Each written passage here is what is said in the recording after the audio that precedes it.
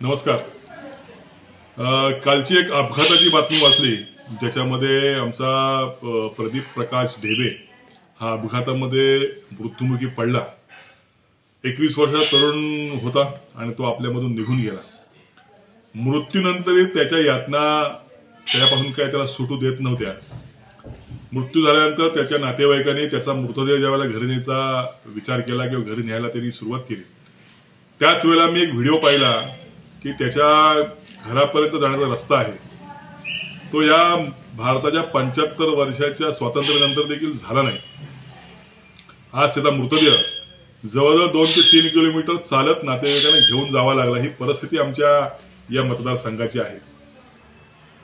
सुदैवाने या ठिकाणी या तालुक्याचे जे नवनिर्वाचित आमदार आहेत, मंत्री आहेत, योगेशजी कदम यांनी या रस्त्यासाठी निधी मंजूर केल्याचं मला समजतंय. ही एक चांगली गोष्ट आहे.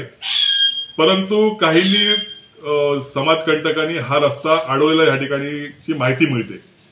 खरं तर माझी प्रशासनाला हात जोडून विनंती आहे की हा वावे ढेबेवाडी धनगरवाडीचा रस्ता आणि केंद्रीय तर्फे करकरायवाडीचा रस्ता ताबडतोब या ठिकाणी सुरू करावा.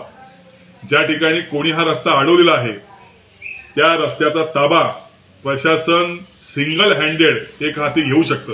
हा कायदा आहे आणि प्रशासनाने जर ह्या गोष्टीकडे दुर्लक्ष केलं तर मात्र गाठ महाराष्ट्र नवनिर्माण सेनेची आहे. आम्ही ह्या अधिकाऱ्यांना त्यांच्या कार्यालयामध्ये बसू देणार नाही एवढं मात्र नक्की आहे.